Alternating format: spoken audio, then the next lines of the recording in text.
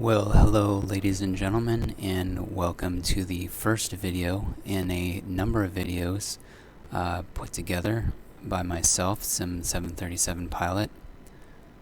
The first video we're going to cover today, which I know many of you are very interested in, is the A320 Neo from Cold and Dark. We're going to start off this procedure at George Bush Intercontinental Airport in Houston. And you guys can see there's a livery pack that's available by the Flight Sim community.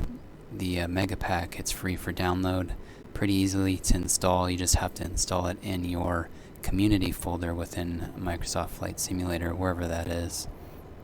And you guys can get 40 liveries of different airlines. So, yep, it's looking pretty good. This flight today is going to be American Airlines 2360 with service from Houston to Dallas-Fort Worth. I know you guys are excited to get going, so let's jump up to the flight deck and get started. Okay, we're inside the flight deck now. As you guys can see, everything is powered down, everything is off. The first thing I want you guys to notice is these three colored balls up here on the glare shield panel here. If you notice, you can see partial white behind this red. What these are used for is an eye alignment.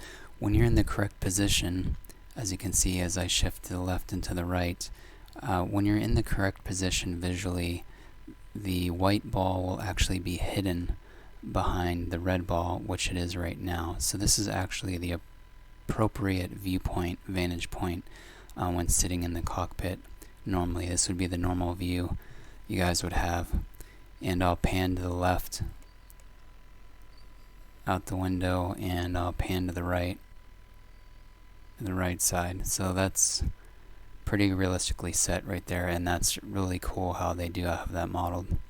So now that we have our seat adjusted, we're going to do a pre-power safety checklist, but first we want to make sure the chocks are set in place if you do have those available.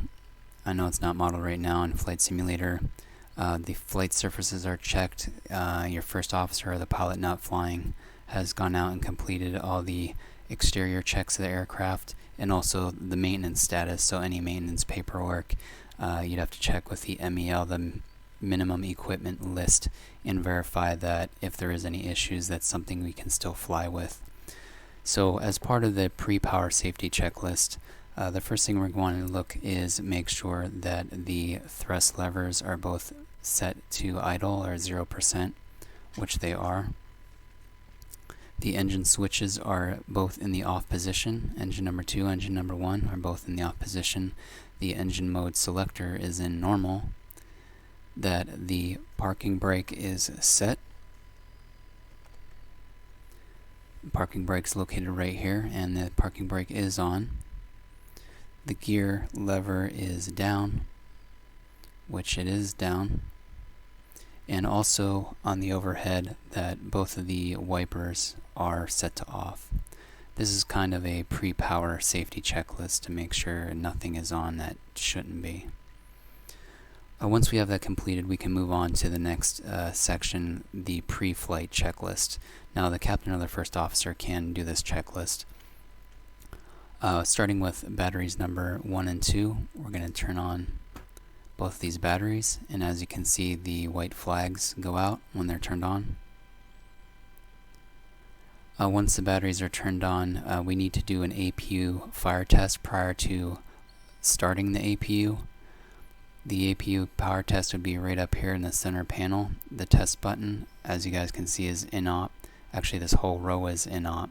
But you'd press this fire test button, the lights would illuminate, it would make a noise, and you would also see it on the warning lights on the glare shield as well. So being that we're going to simulate that the fire test was completed with the APU fire test, next thing we're going to do is turn on the APU master switch located right here in the center. Now that you guys can see this is on, we're going to hit the APU starter.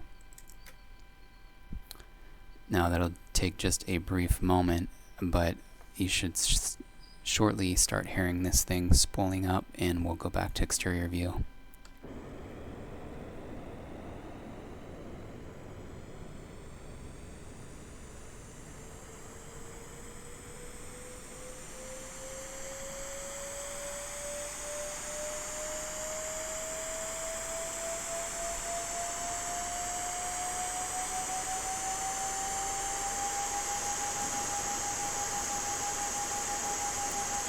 Alrighty, she's spooling up.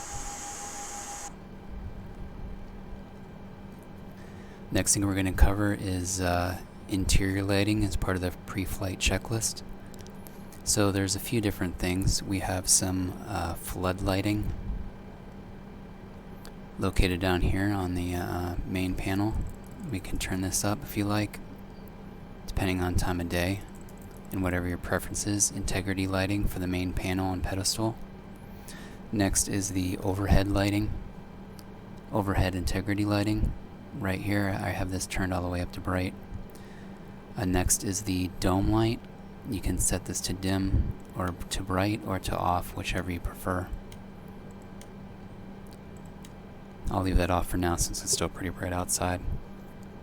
And finally we're going to put some brightness on the displays. So there's brightness knobs over here. Increase the floodlight brightness for both the primary flight display and the ND navigational display, and also on the same side with the first officer.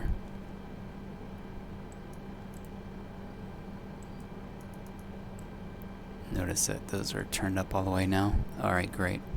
So we've completed the pre-flight checklist now at this point. And the next thing we're going to do is start with an overhead scan. But just prior to that, because our aircraft is powered, we have the APU on, we do want to turn on the navigational and logo lights so the red and green wingtips show up. That indicates that there's power to the aircraft, so ground crew and personnel can be alerted to that fact. So continuing on, with the overhead scan, first thing we're going to check is a crew supply light. This switch is inoperable, so we'll move on to the next thing. The flight recorder. You would click this ground control button, which is inop, and you would also press the CVR test button, and this button is also inoperative. You'll find that pretty frequent as we go through the checklist here. The next is the GPWS panel, and all of these switches are not. We're just verifying that there's no white lights indicating that something is off, so that one's good to go. The next is the emergency electrical panel, the emergency generator test. All these, this button does work. And these are the three are inop. Again, we're looking for white lights, white flags, so nothing there, so that's good. The evac panel. Again, all these are inoperative. Make sure these are set, and this looks fine. No lights. Next is the flight control computers. These actually don't show inop, which is good, and we're just again checking for no white lights. Next is the ADIRS system, the inertial reference system. There's no way to manipulate these knobs. They would all be off, and you would turn these to nav. One at a time. You would get the battery on switch in red, and you'd make sure and wait for that to go out, and this would turn white before moving on to the next switch. So all these are switched to nav by default because again, you can't manipulate the switches. So they're all in the correct position, and there's no lights. Next is the seatbelt sign down here lower. Seatbelt sign, again, this is inoperative, but we would set the seatbelts to on. The no smoking sign would be set to auto. The emergency exit is armed, and that's also inoperative.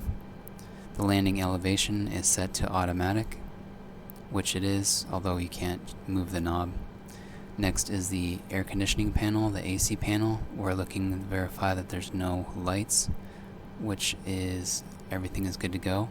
Now that we do have our APU running, we're going to turn on the APU bleed so that it'll give us some start air once we start the engines. And you guys can hear in the background, it's spooling up. Next is the electrical panel. Again, we're checking for lights. You guys will notice that generator 1 is fault and generator 2 is fault.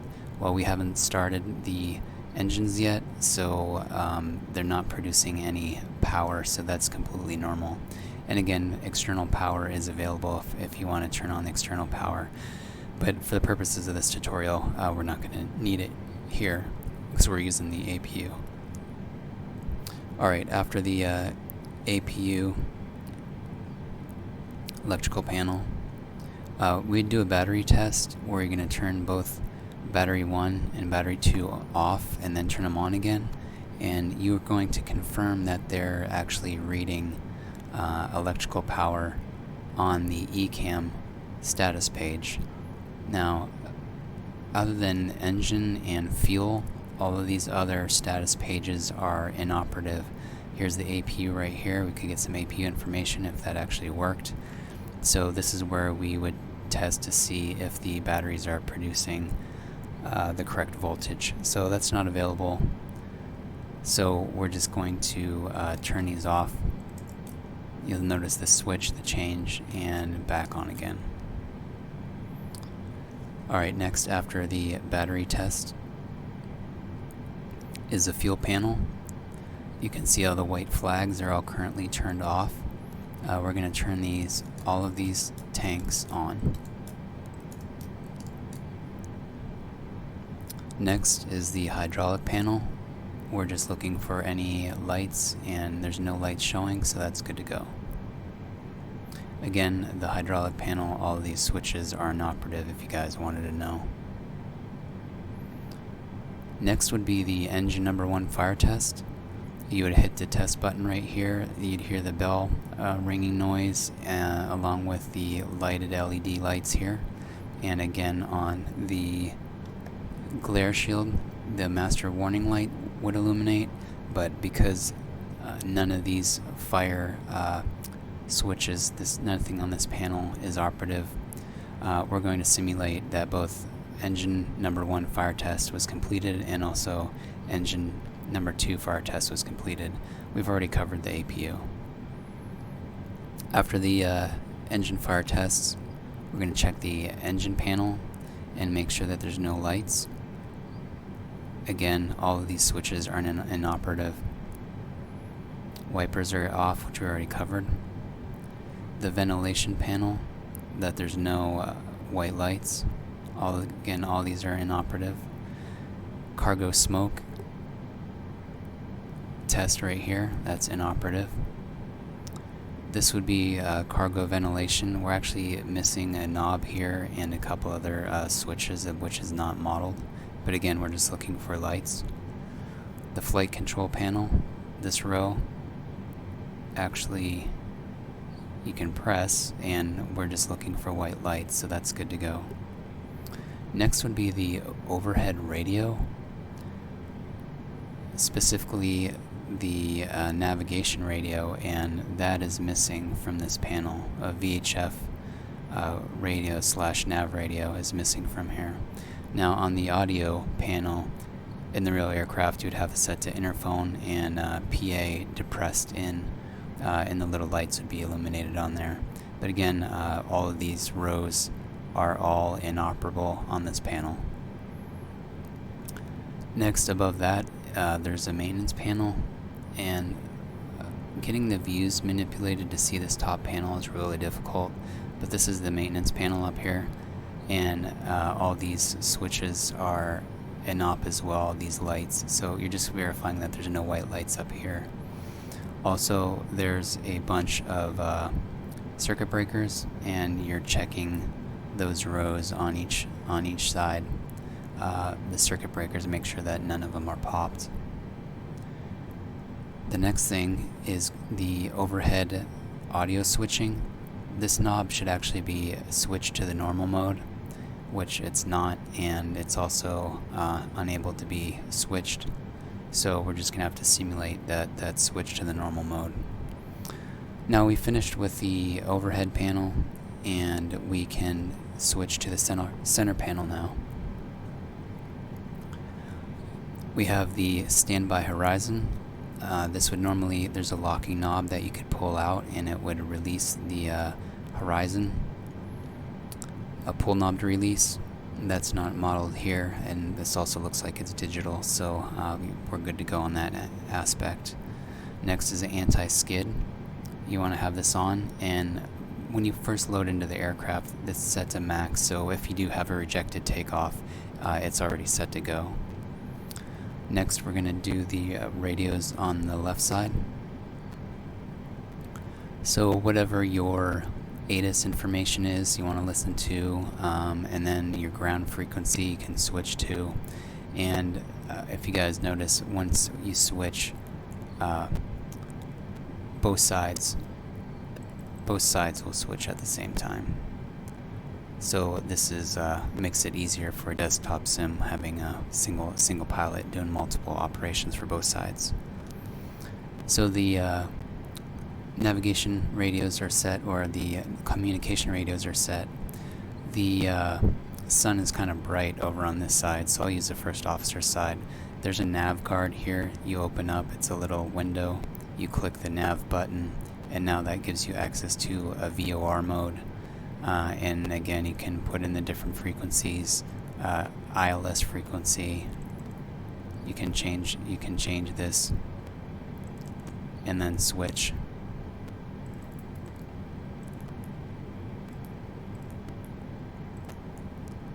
See, 110.5 ILS mode. I know it's hard to see because the sunshine is right there, so you can same thing on the first officer side.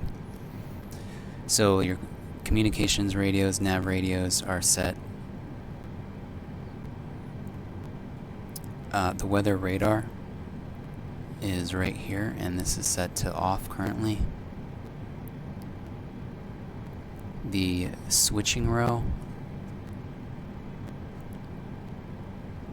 which is located right here.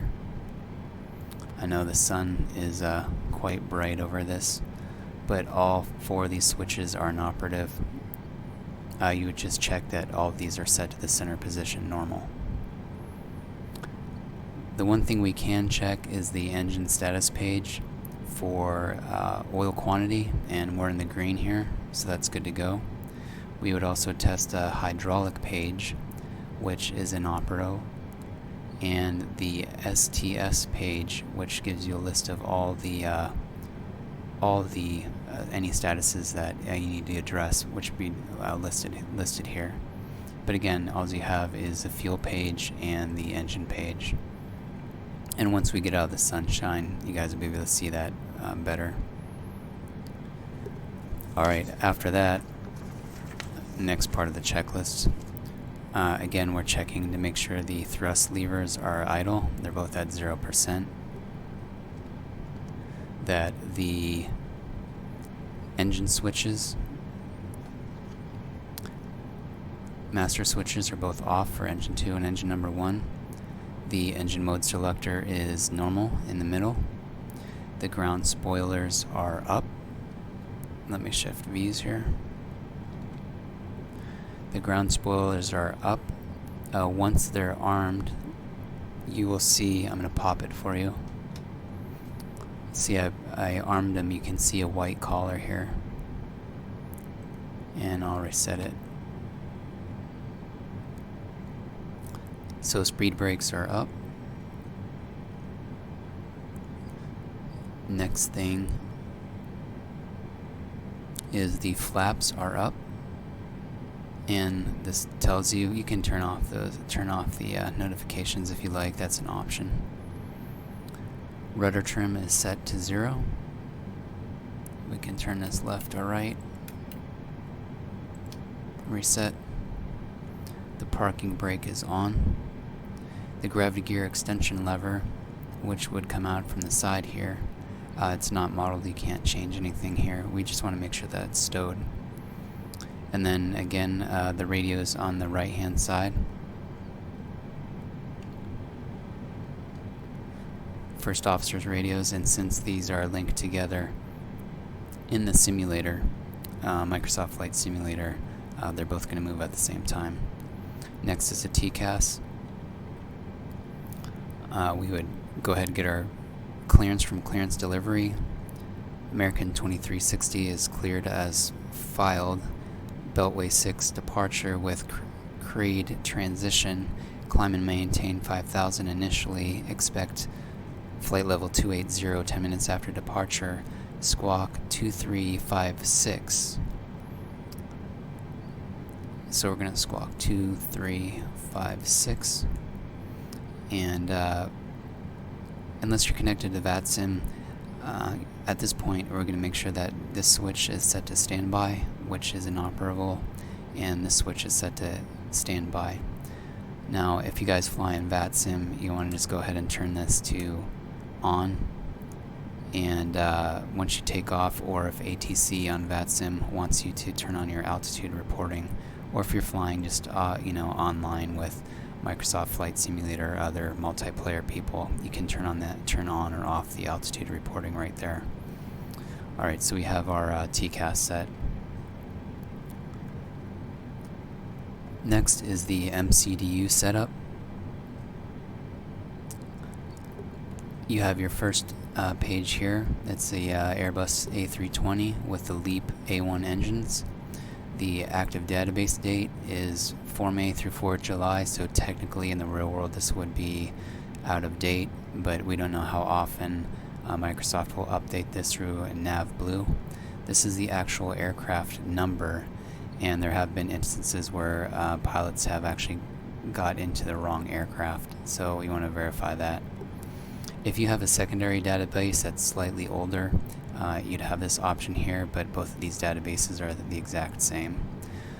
The performance factor, as an aircraft ages, its performance slightly degrades over time, so maintenance might put in a number and it would be plugged in with the paperwork, so it might be reduced like a 2% reduction in whatever your rated out of the factory shop settings are, and the computer will take that into account. This isn't something you normally have to deal with, so that's fine. So now that we have all that information verified, we're going to go to the init page. We have the company route, so if you have a pre-planned company route in here, you can enter that and it should bring up the flight plan. I don't know if that's currently modeled in Flight Simulator 2020. We have our from and to, our departure airport, and our destination airport. Now I'm going to fill all the MCDU entries in here from the global setting in Flight Simulator. All I put in was the gate as set as a departure, so gate number 112 at KIAH Bush Intercontinental Airport is what stand we're located on, and the rest I'm just going to enter manually in the MCDU versus plugging it in on the globe view, which is convenient, but it's also less realistic. We have our alternate route, our flight number. We're going to put in 2360. These buttons can be clear. Our cost index could be anywhere from 1 to 999, but normally is 35 to 50 range, so I'm just going to plug in 35, and this would be included on your flight paperwork you receive from the dispatch office.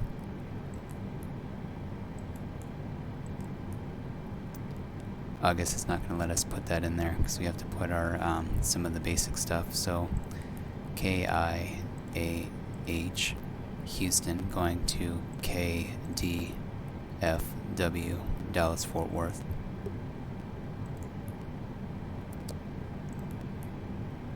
Oh, I have a 35 in there, that's why.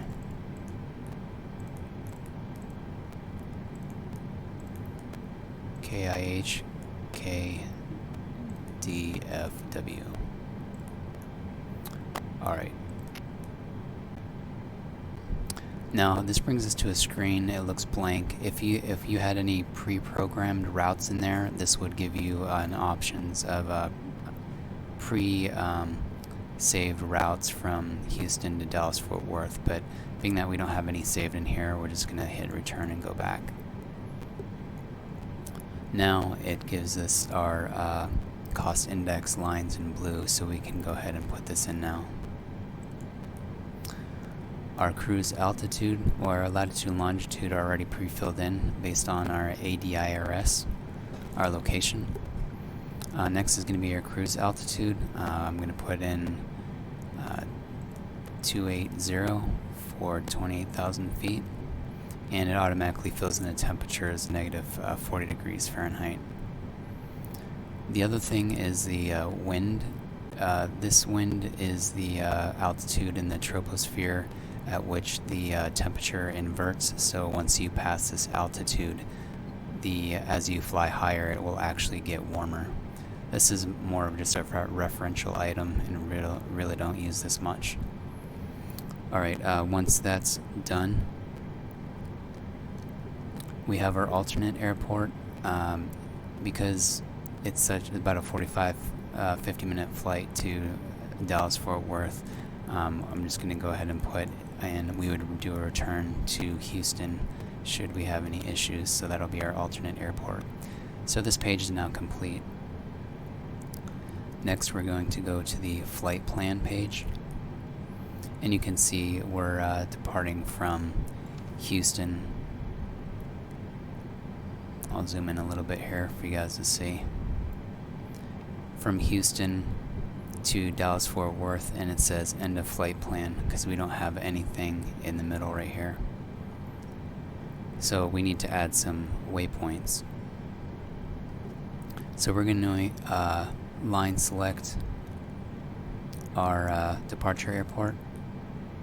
We're going to select departure. We're going to take off from runway 15 left, which is pretty common in use in Houston, unless the winds are, much over 10 knots. They're always gonna use the preferential runways. So we'll choose 15 left. The standard instrument departure here is going to be the Beltway 6 departure with the Creed transition. And you can see this is our active selections: 15 left, Beltway 6, Creed transition, and we're going to click insert. Now that puts in our standard instrument departure, and where I got this from, I'm going to show you on the desktop, is from SkyVector.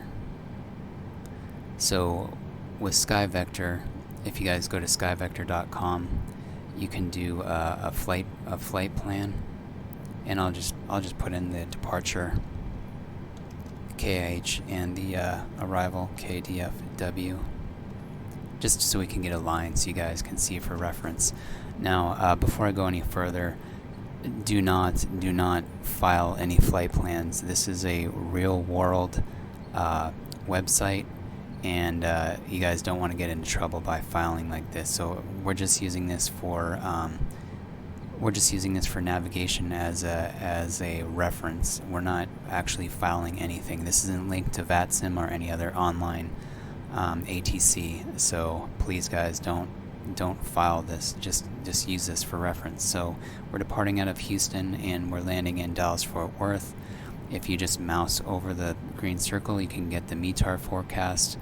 It looks like barometer is 2985. The winds are 0 knots. So that looks good. And if you click on it and click the link for the airport, sorry, I'm gonna go back. Let me drag this down a little bit. Click the link. You see you can get an airport diagram. You can get runways, landing runways. We're going to be departing the Beltway 6 and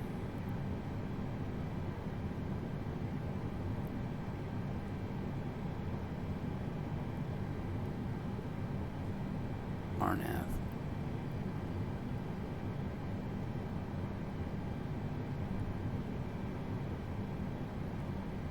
Let's see. Yeah, that's it.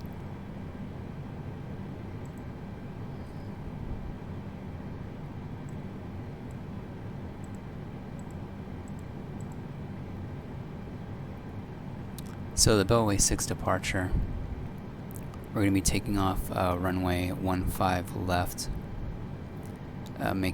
climbing out to 600 feet, making a turn, and then using ATC simulated, they're going to vector us to our first waypoint, Drummer, and then we're going to climb along these waypoints, which are automatically put in there already once we selected that, and the top altitude is 16,000 feet. We can't exceed until we pass this waypoint right here. So that's how you guys get this. So again, there's airport diagrams, all the ILS runways, and you can actually save these PDFs to your computer. Alright. We're doing American Airlines 2630. This is FlightAware.com. I'll go to the home page here. FlightAware, this is what you're going to see.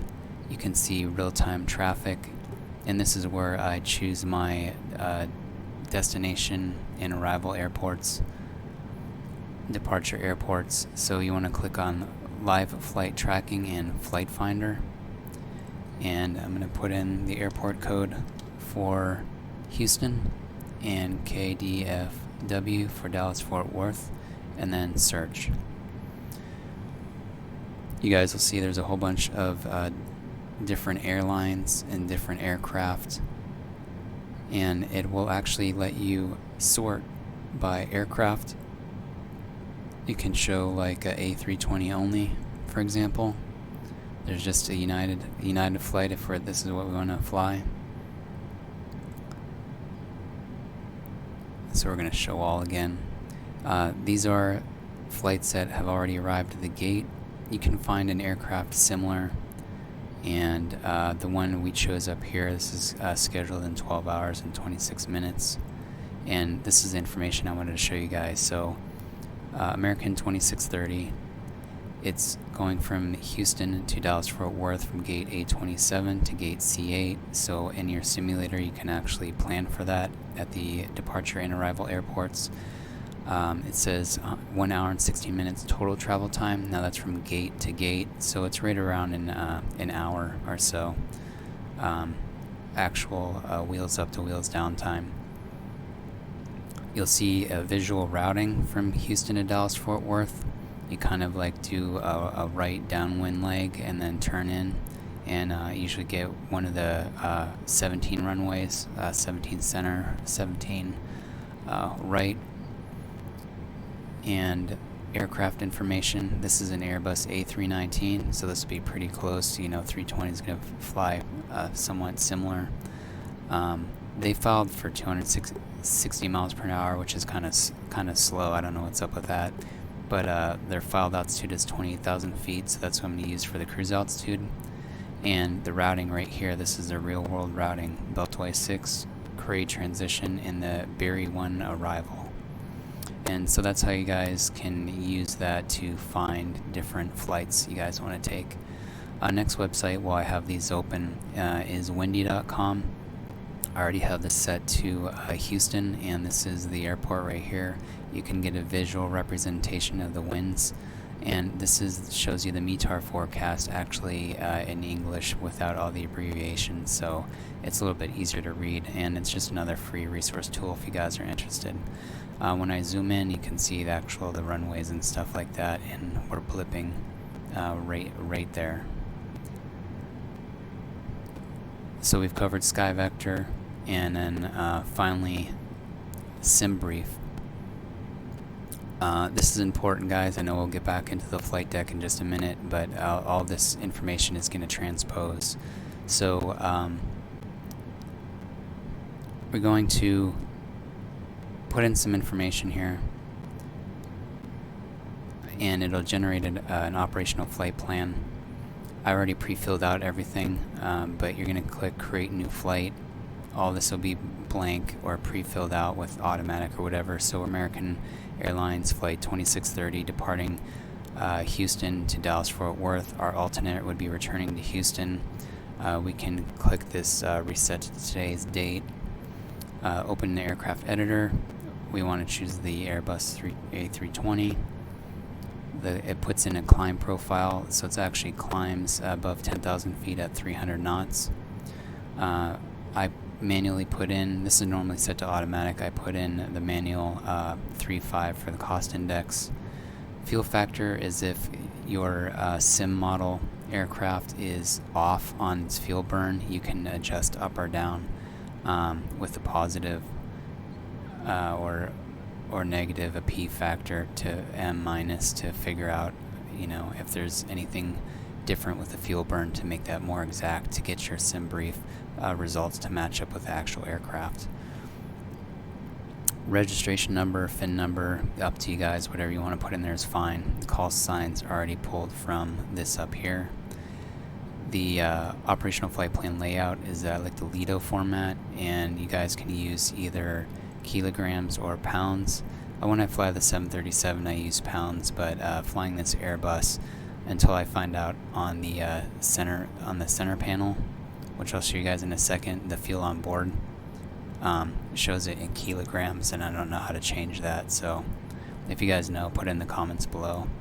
I'll leave the contingency and reserve fuel as automatic, although most of the time it's going to put 15 minutes of contingency fuel and 30 minutes of holding fuel in there. We're not doing any ETOPS planning or step climbs. Those are both for longer flights. Really don't need a runway analysis. You guys can check all these if you want, so I just leave these three. And detailed flight maps, you'll see that in a second. So scheduled time and route, I just put an hour. Departure runway 15 left. Arrival runway, I've been arriving on 17 center. Taxi out, taxi in time, estimate, 10 to 15 minutes. It all depends on the airport, how busy it is. Any extra fuel you want to add, the altitude I already put in there for you. Passengers automatic, cargo, you can put whatever. Now for SimBrief to match the simulator, I like to set a designated 0 fuel weight, so then that way all we need to do is add fuel and it'll match. I don't get too much in the weeds about setting passengers and what rows they're in and all that stuff. I just get a standardized zero fuel weight, and that way when I fly my standard routes, it's a lot easier for calculations and stuff. It just saves a lot of time. Your name goes in here, and your pilot ID number if you want. This is your VATSIM pilot ID number. I just left that blank for now. I'm not going to put my real number in there. And any dispatch remarks. Flight Simulator 2020, no. Our Eric cycle, I have a current Navigraph subscription, so I do have the this current one unlocked. And here is our routing. Now, one thing to bear in mind, guys, the suggested routes, these aren't all real world routing necessarily. These are based on what other people have filed for in SimBrief. So they may be correct, they might not be, so that's why I use Flight Finder. So this one is correct, and you can click Analyze Route, and this says your route distance is an extra 20.4%. That's just because we have a long downwind leg, and we're going to turn back inbound. Scrolling down, this chart map really doesn't give you a whole lot of extra information. It shows you some of the waypoints on here, and we're going to come into, you'll see the airfield, and we're going to take a right downwind and make a left-hand turn at headman and then turn inbound.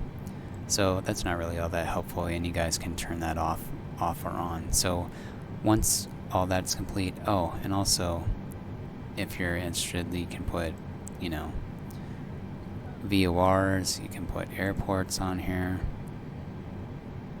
you can put different navigational things, airways.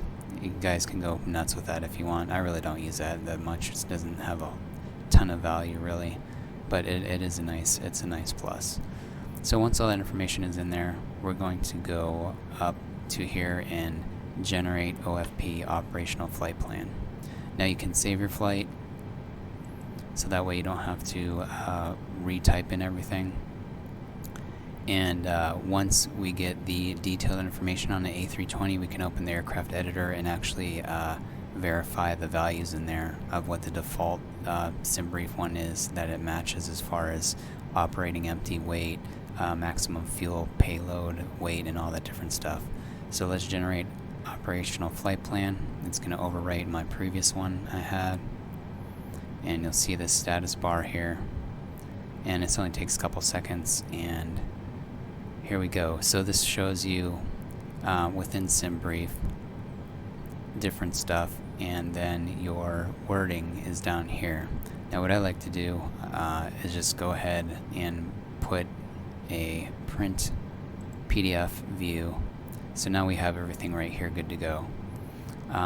For notes, you have average winds over the course of your entire flight averaged out is there. Our fuel bias is set to P0. That's because this is part of SimBrief here, not anything real. So we have our trip fuel. This is how much fuel we need to get to Dallas-Fort Worth, and this is how much time, 45 minutes. Our contingency, 15 minutes. That's how much contingency. Our alternate fuel flying back to Houston, and then our final reserve, 30 minutes of holding and or go around. Now, once you guys calculate your reserve fuel to go in the reserve, you have to take into consideration your flying to the alternate airport and your holding fuel, adding these together. So 2.7 approximately. It's not just fin-res, because your final reserve fuel is just your holding time. That doesn't give you, if you get down to your final reserve fuel, you've already burned through all your alternate airport fuel, so you're in a really bad situation. So that's why you want to add both these numbers together here. We have some taxi fuel, 150 pounds, and then your block fuel, 5.67. So we'll round that to 5.7. Alright, we have a routing down here. This would be any operational changes by going up a flight level or down a flight level, as far as gaining or losing any time, and how much fuel burn you'd have. And one more page that's important is cargo, your payload, your zero fuel weight, which I set here. And then this will be our fuel, our takeoff weight, our landing weight. So this is stuff you'll need for the MCDU. Alright, and then all the rest is routing stuff, and the top of climb is here. So especially on longer flights, cruise, you want to use this number up here.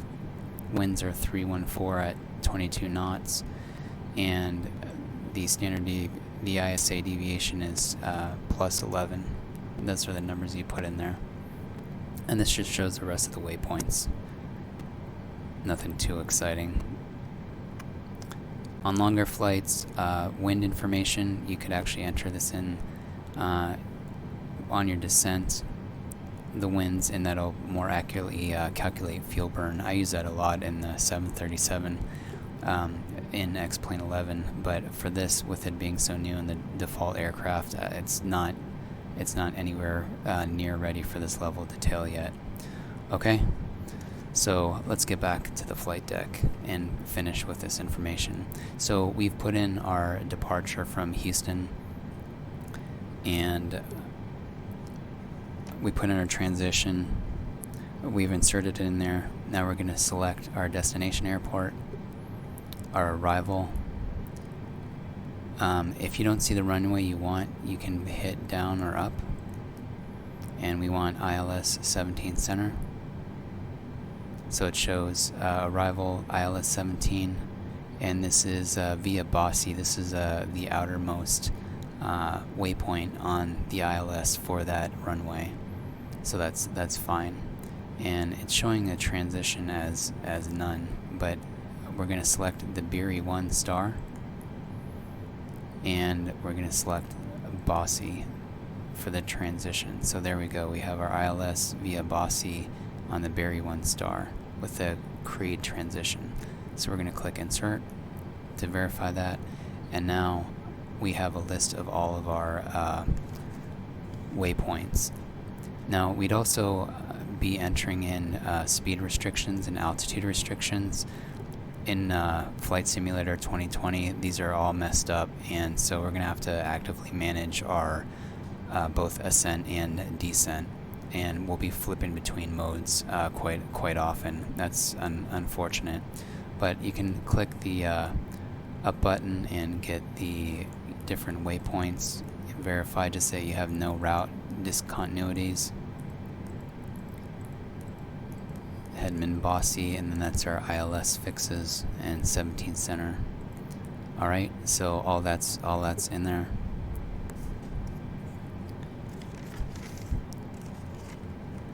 So we verified there's no discontinuities, and you can also do that visually, although it doesn't do a very good job, by hitting the changing this to plan mode. And this is already zoomed in. This is the most zoomed in mode you have is 10 miles, and that shows you right there. This is the last portion with the right downwind, and then making that turn at Headman and coming back in to 17 center in Dallas Fort Worth. All right. So going back to the MCDU, we're gonna.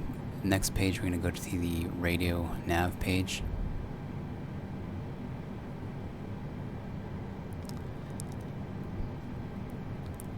We can put in an ILS frequency.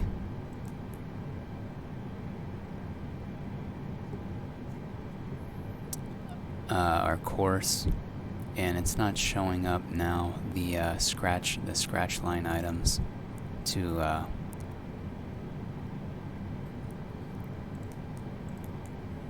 put in. I'm going to see if it'll let me.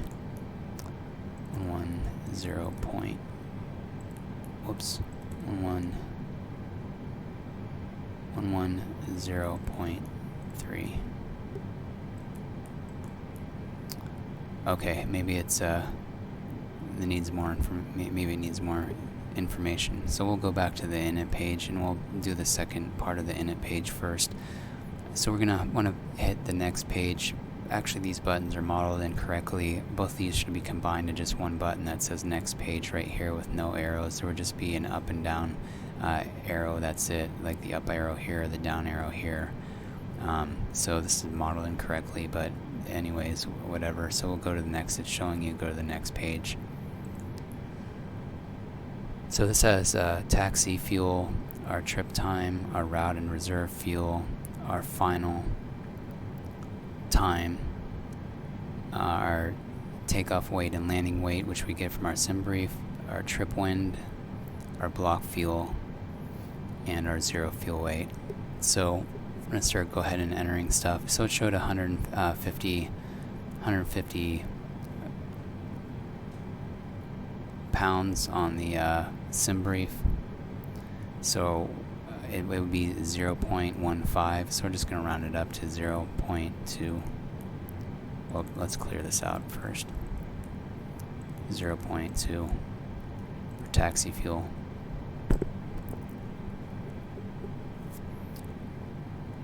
So we said the trip time, you can put either the trip fuel or the trip time.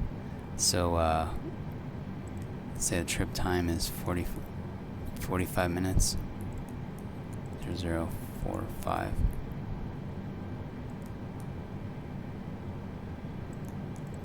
Alright, it's in green, so it's something that wants to, the computer's going to figure out itself once we put in the correct information. So the zero fuel weight, from SimBrief, we said it was 52.4.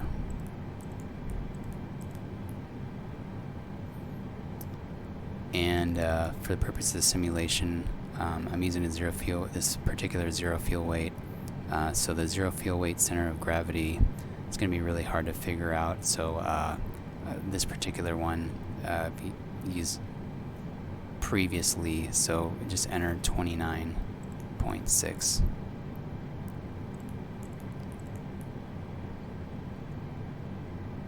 And we can line that in there. So next, the block fuel is 5.7.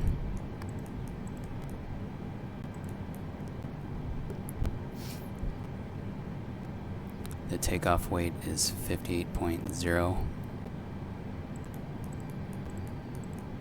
And the landing weight is 55.8.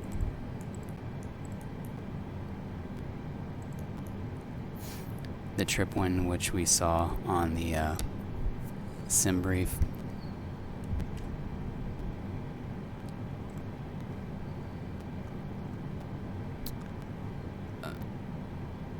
top of climb 314 at 022. Oh, it's just gonna pick up the heading, not the actual wind speed. So 314.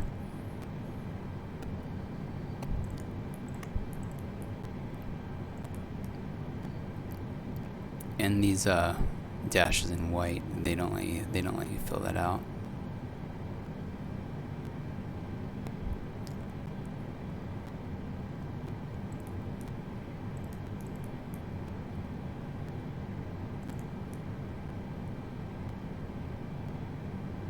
Alright, so everything is looking good here.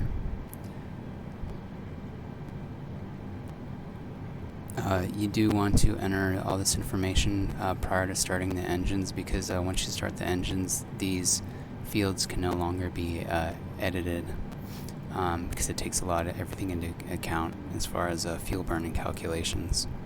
So now finally we're going to go to the performance page. It already shows you some V speeds, your V1, your rotate speed, your V2, transition altitude. You can change this in the United States as 10,000 feet. Thrust reduction or acceleration altitude, it's preset to 1500. We can add an acceleration altitude if we want as well. The flap retraction speed, so minimum flap retraction speed is 134, the slat retraction speed is 174, and the clean, you'll see this F, S, and O donut on the speed tape is 193. This takeoff shift, this is if due to weather or construction, let's say it's a 3,000 meter runway and they're using the last 500 meters for construction and it's barricaded off, you could enter that in there and that will take that into account. Next is the flaps. The standard setting is 2, and THS stands for Trim Horizontal Stabilizer. So that's on your wheel here. If you guys look, let me look down a little bit. See how you have up, down, and then this over here. So when you adjust the wheel, here's this 0 centered. So if you're up, you know, half, 0.5 up. That's the amount you'd put in here. So we're gonna go flaps 2 for standard flaps, and then up for an up setting of 0.5, and enter that there. Flex temperature, don't have access to an A320 calculator for the desktop simulator, but a ballpark field put in there is 59 degrees, and what this will do is it'll trick the aircraft thinking that the outside air temperature is hotter than it really is, and we can use a reduced thrust setting. Otherwise, you're limited to takeoff go-around power, which is down here. You have toga, you have flex, and then your climb. So once we stabilize the engines, we'll advance the thrust levers to the flex set point, which is part of the auto throttle range. So anywhere in this range the throttles are set, the auto throttle can use that. If you leave it set on toga, the auto throttles will never engage. So after takeoff we'll be in flex, and then at 1,000 feet we'll shift back to climb mode and reduce thrust, and from that point on it'll remain there until we are on our final in Dallas. Okay, so we have all that in there. That's all good to go. So the MCDU is set now, finally. I know that's a lot of steps, guys, so thanks for bearing with me. But, you know, it's all in the name of trying to get as realistic as possible. So finally, we can go up to the FCU, the flight control unit. We're going to turn on the flight directors, and you'll notice the co-pilot's side already turns on automatically. The ND display, if you want to switch it to nav or arc mode, I kind of like arc mode, but starting out just so we can make that turn, and I have that dialed all the way in so I can monitor. You're going to click on CTSR for constraints, and again that powers up the co-pilot side. And what this does, I'm going to shift the viewpoint down a little bit and zoom in. You can see these magenta here. When you put the constraints on, this is what the MCDU has programmed in. This is the first waypoint, because we're going to climb to 600 feet per the standard instrument departure before we make that turn. So that's actually correct modeled. Now that isn't the case with all of the managed waypoints in there, but for that particular one it is. And I'll zoom out, and you can see the magenta is the flight managed mode. The barometer, you'd set that to the current barometer setting, and again you can get that from windy.com. You can get it from SkyVector by mousing over that the green dots like I showed you guys, or just looking up, you know, local airport information, weather. But those two are the easiest and most convenient, since you're already using those pages anyways. Next is the initial altitude. Until we get our clearance, which I'm going to simulate we already have, I like to leave this in an oddball number. Let me switch this to 100 increments. I like to leave it at oddball so visually you know you haven't received your clearance yet for your initial altitude. So we did receive our initial clearance, so I'm going to just go ahead and put that back to 5,000. We're going to pretend that we got our clearance set, so that's good to go. Now, once that's set, we're going to check the first officer side, and it's again the same thing as the pilot side, the pilot flying, the captain side. The ND display, the ND display, it's turned up, it's bright. It's set to nav or whatever the co-pilot wants to set it to. The constraints are on, which is automatically done already. It's linked. The barometer is set on his side, his or her side as well. It matches up, cross-check. The flight director is on their side as well. At this point, we would contact the ground and say, ground, cockpit, disconnect ground power, and they're going to disconnect the ground power, and we're just going to verify that with the overhead. It shows you the external power is available, but we haven't used that. We're using the auxiliary power unit, the APU. Okay, now we're going to go over the departure brief. The pilot not flying should be completed with his exterior walk around and back up in the flight deck, and that's when you would review all of the MCDU items, all the waypoints, the crossing restrictions with regard to speed and altitude, and once we verify that's all set and agreed to, we'd use the takeoff calculator entry, calculating some of those figures in there. We'd have our load sheet from the airport, from the baggage, so we know what we have, how many passengers on board, how many how many thousands of pounds of baggage we have. We'd get a head count from the lead flight attendant, how many we have on board.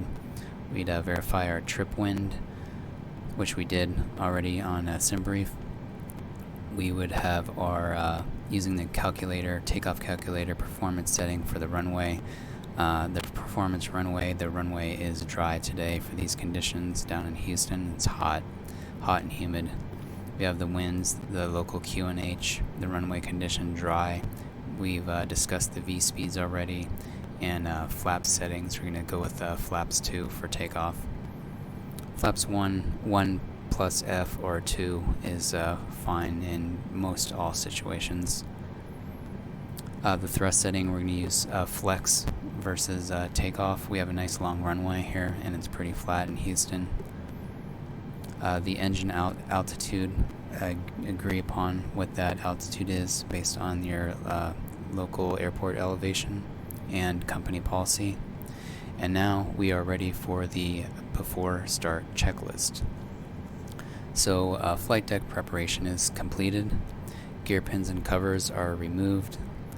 Signs are on in auto, so that's referring to the signs, the seatbelt signs and the no smoking signs, which are both inoperative. The fuel quantity, the amount is confirmed, and this is what I was talking to you guys about earlier, the fuel on board, and this is in kilograms.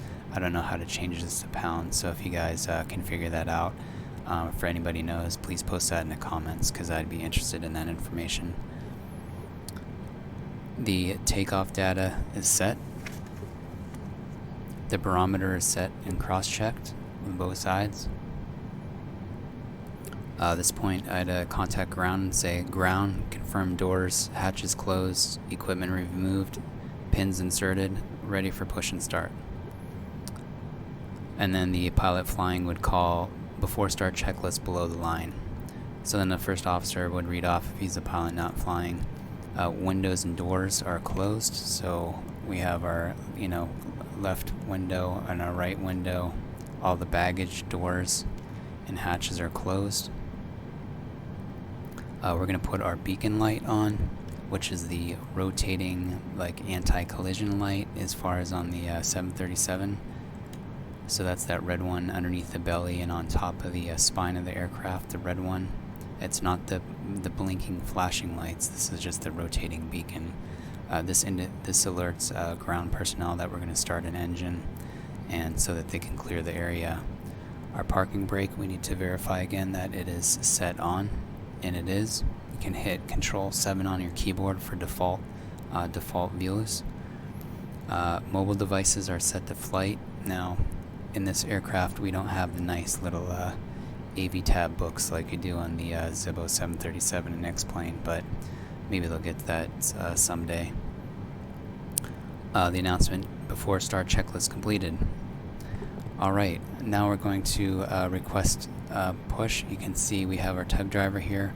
I don't know why I get this shadowing, this glimmering effect. I don't know what's going on with that. And if you guys haven't already noticed, I have the MSI Afterburner with the other program that you can do an overlay of different stuff. So I have an Intel i7 8700K CPU. It has 6 cores, so I added them. What I've noticed is it's using the cores pretty much all the same. And then if you guys are interested, the CPU temperature, the i7 8700, the danger point is around 80 to 85 degrees Celsius. So they have a set point at 85, and the actual melt temperature is 100 Celsius per the the Intel's page. This shows you how much overall the CPU is being used, 36% about right now. How much memory, GPU memory is being used. I have an 8 gig memory card, an RTX 2080 vanilla. It's not a super. This is the clock speed on the GPU. I have 32 gigs of RAM installed, DDR4.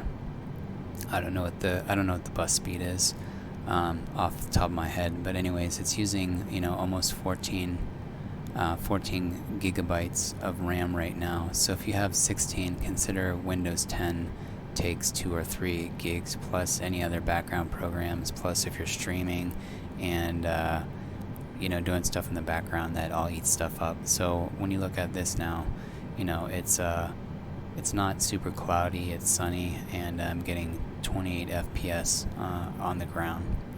So we're ready for pushback. Let's get back to this guy. I'm sure he's impatient, he wants to get to lunch or whatever. So we'll hit Shift P from within the cockpit. Sometimes hitting, you don't have access to flight controls where you can fly the aircraft from exterior view. I think that's just a Microsoft thing, the way it works. So we're gonna go ahead and hit Shift P. His lights come on, and he doesn't say like remove parking brake.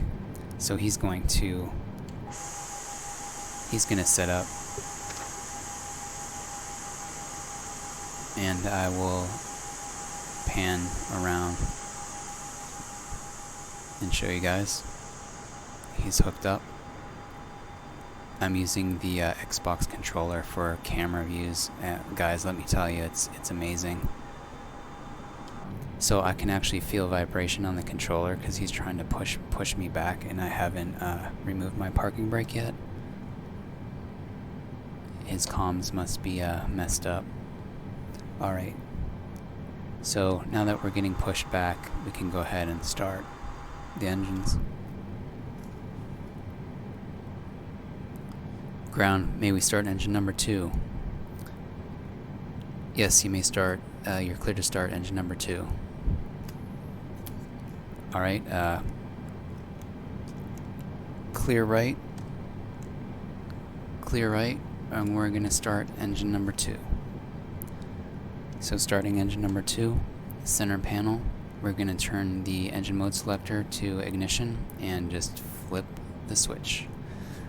We've already covered that on the overhead panel. You have to have the APU bleed on and the APU running to get the bleed air to help spin the engine. Now you guys will see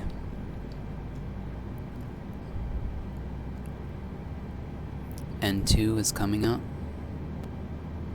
Exhaust gas temperature is coming up. N1 is just starting to spool. Oil quantity is good. Engine oil temperature is okay.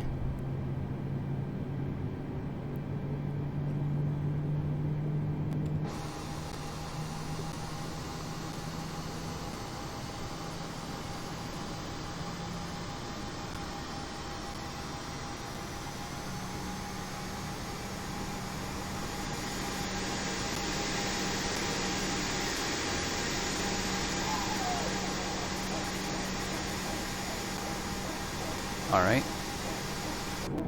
Sounds like she's purring here. We're going to stop this guy pushing before he pushes us back to the other side of the airport. Now when he disconnects, we might actually coast a little bit. So you want to be sure to put your parking brake back on. We'll make sure our engine is stable. Engine's idle. Exhaust gas temperature looks good. N1 looks good. Fuel flow in kilograms per hour, 272. N2. Oil quantity is good.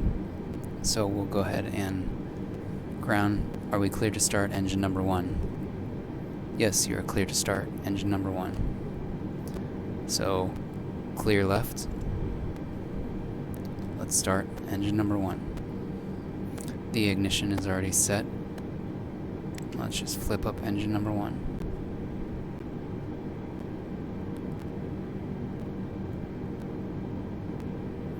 N2 is rising. Oil quantity is good.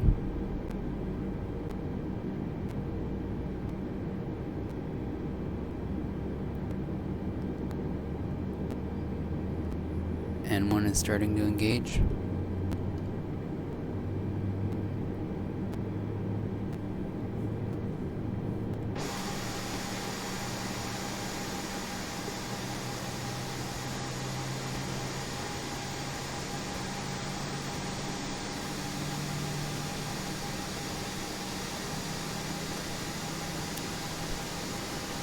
Pretty cool, huh?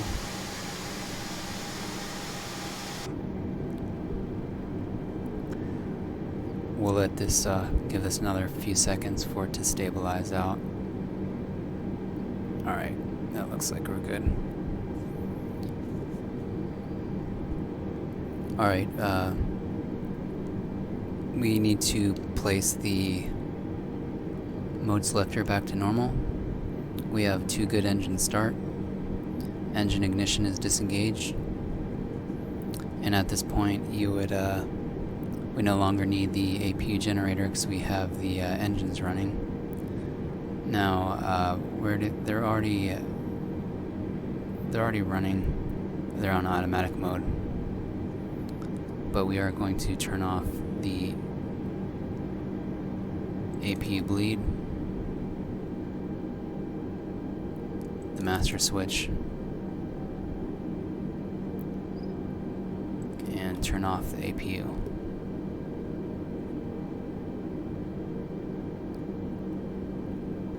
Next, we're going to do the after start checklist. Anti-ice as required. This is all automated, or you can manually place it on. In the 737, we put on the probe heat and the window heat at least 10 minutes prior to departures for the probes and the windshields to defrost, especially if it's cool. Now in Houston, it's quite hot. I don't know if Microsoft Flight Simulator models this. I know they do model icing, but whether this Airbus is accurately modeled as far as automatic mode versus on mode. So I haven't really done any testing yet in colder regions, but I might fly up to Alaska sometime soon and check this out. Alright, so anti-ice as required. The ECAM status, which again, we only have the two pages, engine and fuel, and that's it.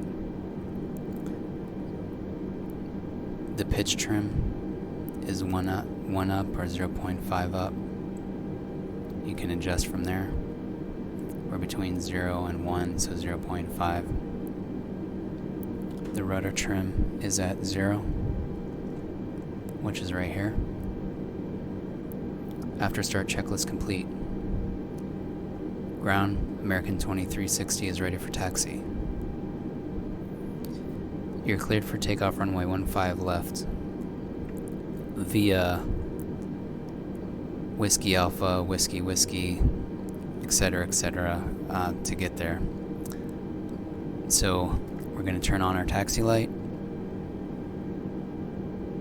There's a taxi, set to taxi, and then there's a set to takeoff mode because there's 2 bulbs on the nose wheel. So just leave the taxi on. And also if it's in the evening and you need the runway turn off lights to see making the corners, you can turn that on. It's daylight, pretty daylight, so I'm just going to put the taxi light on and leave the runway turn off lights off for now. But in the evening I would definitely have these on for taxiing. Everything else we leave off. We're not going to turn the strobes on yet. Alright, flaps we're going to set to 2.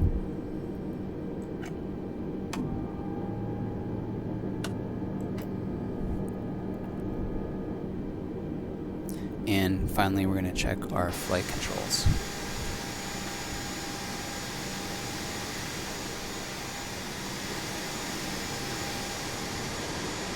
I don't know if it's going to let us, because we're on exterior view, I don't know if it's going to let us see full left, center, full right, center, all the way down, center, all the way up, center,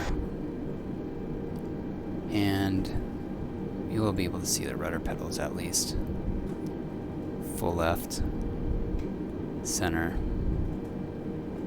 full right, center. We're checked.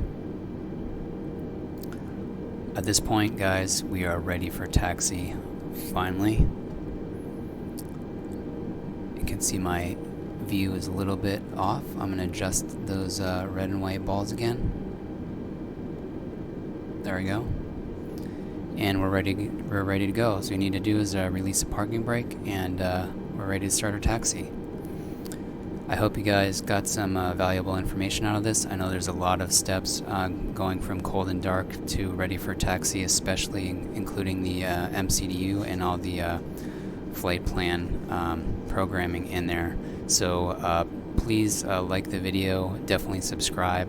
The next video will be taxi and takeoff, and then the subsequent video will be climb and cruise. And so I'll continue on from there in the Airbus A320. So thanks a lot for watching, guys, and I'll see you for the next one. Bye-bye.